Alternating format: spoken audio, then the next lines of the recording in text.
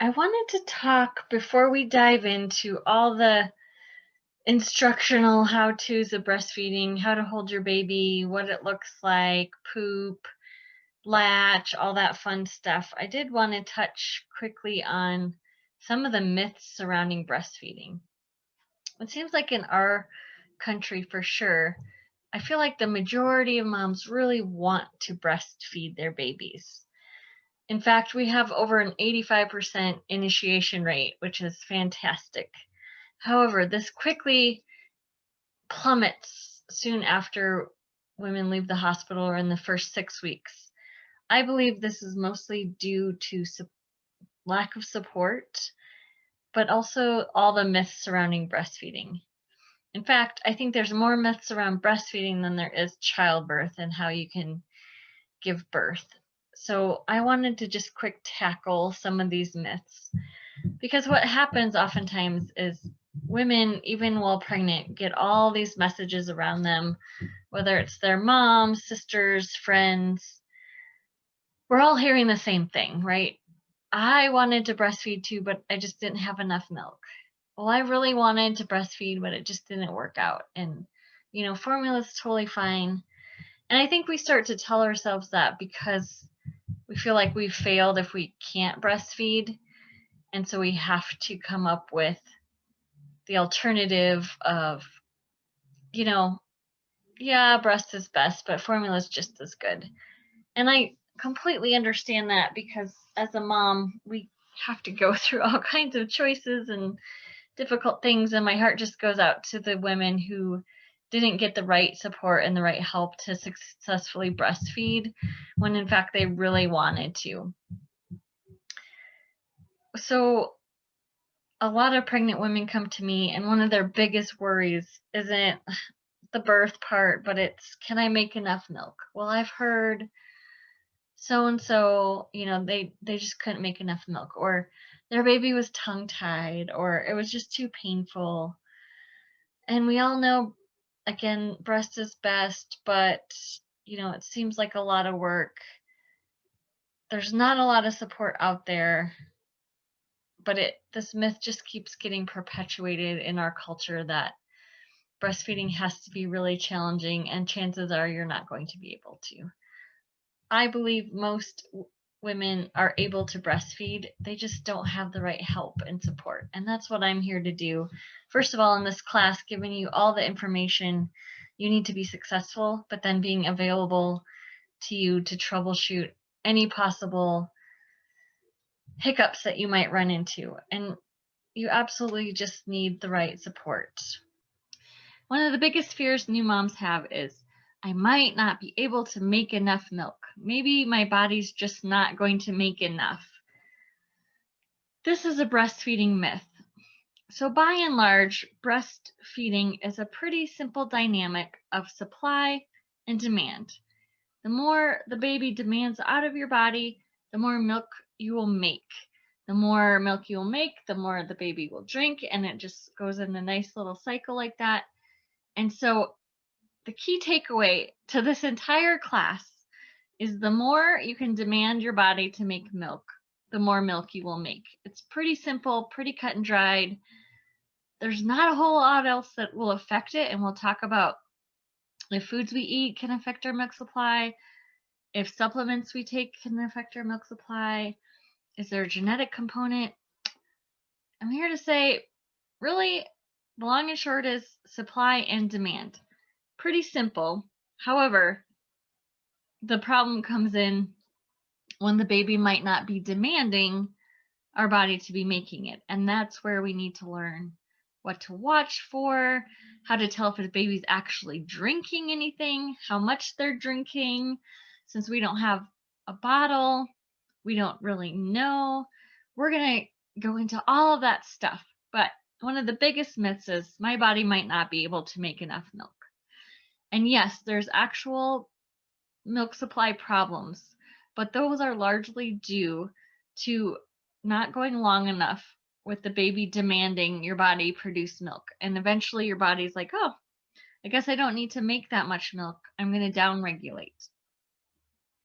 So a quick little biology lesson here is we start making colostrum, which is what some people refer to as liquid gold.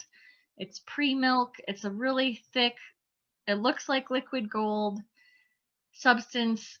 Your breasts might be leaking it already. Our bodies make it around the second trimester as it starts to produce milk making. This happens regardless of, you can't choose it or not. It's hormonal. It's called galactogenesis 1. Galactogenesis 2 starts when our bodies release the placenta after we give birth. And that takes a couple days. So from day 1 to about day 3, our babies are just going to be drinking that colostrum that our bodies have been making for several months. After that, galactogenesis 2 steps in because it had gotten the signal a few days before from the placenta releasing, oh, we better start making mature milk. Starts doing that. Galactogenesis 3 happens when our babies are drinking really well, and it's stimulating all kinds of hormones. It stimulates a big milk production, and you get a full supply of milk. So our bodies pretty much operate that way in general. So the big thing that we have the influence on is making sure in those first crucial days, day 1 through 10, that we are making sure the baby's demanding enough milk of us to keep up our supply. You might come from a family that your mom maybe was born in the generation that it was becoming more popular to breastfeed again. She really wanted to. She wasn't able to. You might have a lot of women in your family believe they can't nurse. So one breastfeeding myth is there a genetic component to low milk supply? The answer is largely no. There's no genetic component. What we see happening is we start to have generations of women that have never had support for breastfeeding to make it successful. So if we're not supported in breastfeeding in the first week, the baby's not demanding enough breast milk from our bodies, our supply dwindles because our bodies don't think it needs to make milk, and then soon enough you have to start to supplement with formula or donor milk. So it's not necessarily a genetic component, but clearly when there's families involved, we start to believe that there is, which then perpetuates that myth even further. Another interesting breastfeeding myth is that you have to drink milk to make milk, or you even have to drink lots of water to make milk. Nope, simple one. We don't have to drink milk, period. It doesn't affect our milk supply. And if you really think about it, it's kind of a silly thing. We don't need cow's milk, which is made for baby cows, to make human milk, which is made for baby humans. Our bodies just do it naturally. Our bodies are amazing, amazing machines. They work whether we're treating our bodies well or not. Same goes for water. So you plunk down, start nursing, someone brings you a tall glass of water and says, you need to drink this water or your milk supply is not going to be good. That's a myth. So, number one, while it's amazing to have someone taking care of you while you're nursing, and they absolutely should, because you're a nursing goddess right now. You want people to take care of you, bring you water, bring you food. That's all wonderful. However, it has very little influence on your milk supply at all. In fact, if you look at a lot of women in third world countries who are in very, very poor conditions, they're not getting much nutrition whatsoever. They're not getting clean water, and yet their bodies are fully capable of making enough milk to support the infant they have. And in fact, there's very, very little correlation to how much nutrition a mom is taking in and her milk supply. Her body will make milk whether it's getting what it needs or not. That's how wonderful our bodies are. And absolutely, the better we do take care of our bodies, the more energy we're going to have, the healthier we are going to feel to take care of our newborn, but it really has no effect on milk supply.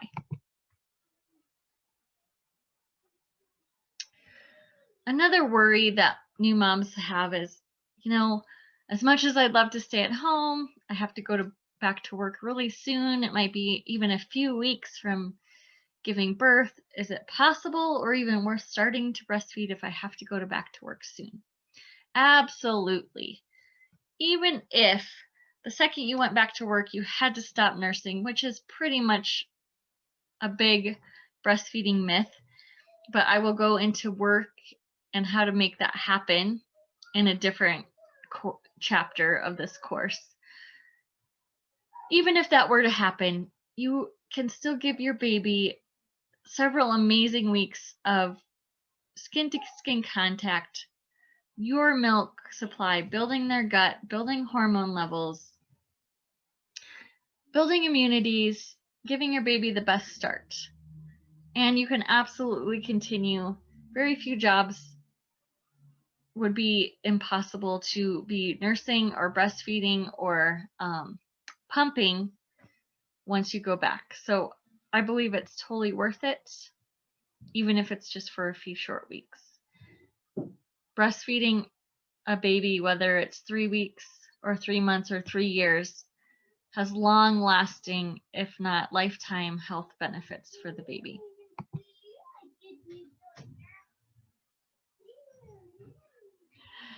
Another myth, you can hear my daughter in the background. She was nursed for a few years. A myth is, I'm worried I'll need to cut out too many foods. I've heard that my baby will be fussy if I don't eat a bland diet and cut out a lot of foods. You may have a friend who has a lactose intolerant baby and she's on a diet of peanut butter and Ritz crackers, and that's all she swears her baby is allowing her to eat. Or your mother-in-law might be like, if you eat that broccoli, your baby's going to get gassy, and garlic is going to make them very colicky, on and on and on. The great news is very, very few foods will impact your baby's health and wellness. The only caveat is occasionally, and it's actually fairly rare, for a baby to have a true lactose intolerance where you would have to cut out dairy. But for the most part, yes, food does get into the breast milk. If you ate a bunch of carrots or a bunch of spinach one day and you went to pump, your milk might look a different color.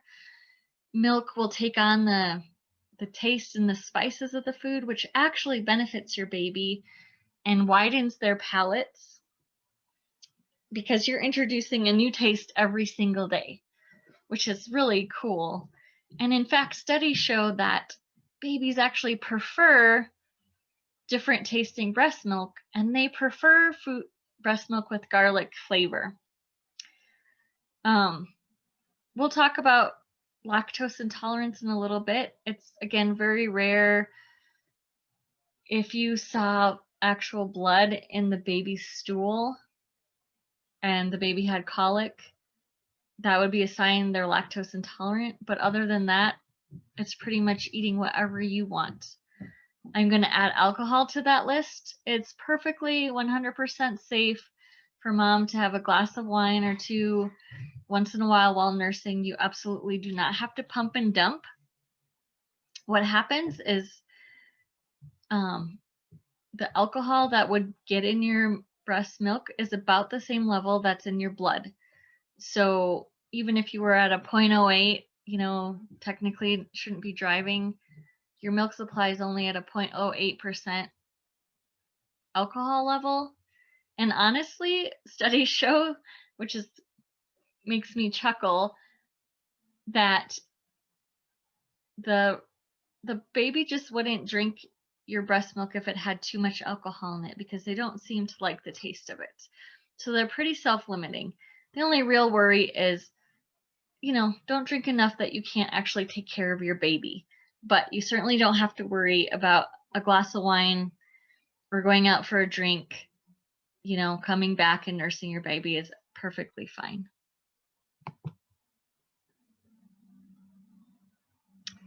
Another breastfeeding myth or worry. I don't eat healthy enough. Don't you have to eat really good food to make your milk healthy enough for the baby? While it's great that, again, we pay attention to our nutrition because it's healthy for us, we can certainly make milk no matter what you are eating. Once again, third world countries, moms eat whatever, they're subsisting on a diet of rice, and it's giving their baby all the nutrients that baby needs to exist. And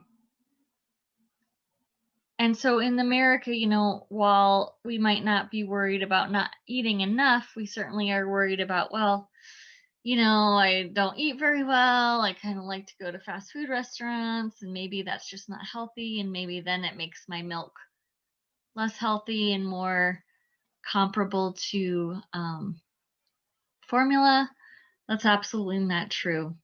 Your milk just has the health benefits of your milk go well above and beyond what your diet is. There's antibodies, there's immune boosters, there's probiotics in there, there's prebiotics. It's all helping your baby have a great, perfect health.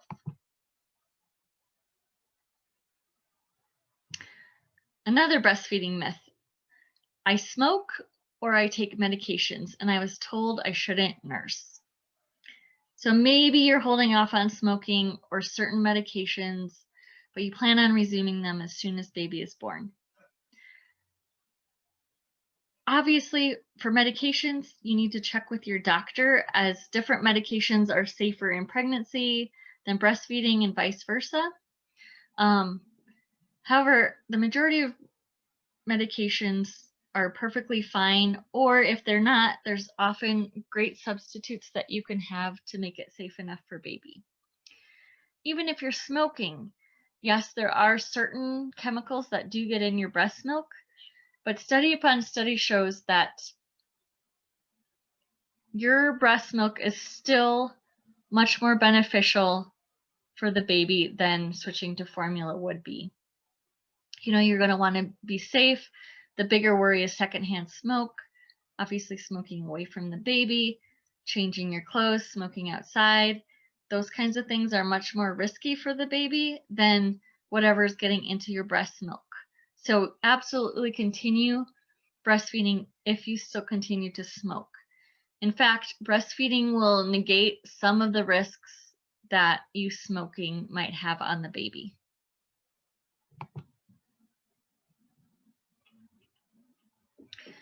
Galactalogs, big fancy word, which means what supplements that can increase your milk supply.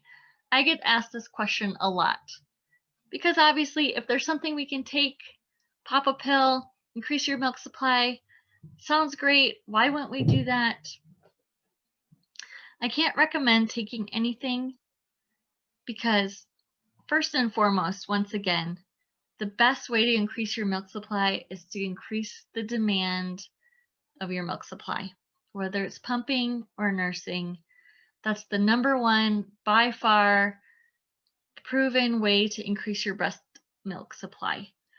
If I have somebody come to me and ask me what they should be doing to increase my supply, I need to be asking them about their supply and what nursing looks like before we ever talk about adding any kind of supplement.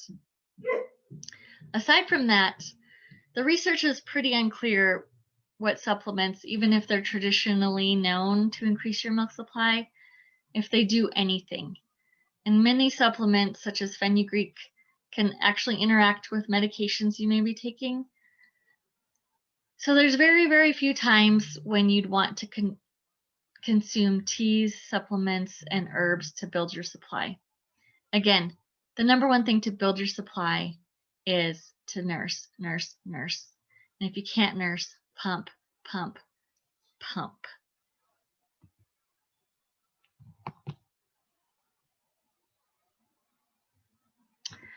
Okay, one of the big worries, if you've ever had breast augmentation or reduction, if you've heard, well, I already know I can't breastfeed because I've had breast reduction or breast augmentation.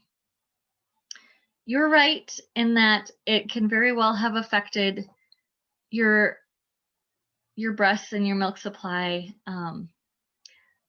You can talk with the doctor who did that to see what type of surgery you got, can help you decide if you had an entire nipple taken off and regrafted, there's definitely going to be some issues there. If you had breast augmentation and they were careful about not interfering with any milk ducts, we have a little more confidence. But the long and short is we just don't know how it's going to affect you until you try. So we absolutely want to try to breastfeed, but we want to keep a really close eye on what's happening with the baby and how it's going. But we just really don't know. And it's always worth trying because at the end of the day, there are things we can do to supplement you at the breast, because breastfeeding isn't always just about the breast milk. It's also about the skin to skin contact and the bonding and the eye development of switching sides and so on. So it's not a cut and dried issue of getting a breast augmentation or reduction that's going to let you know whether or not you can nurse.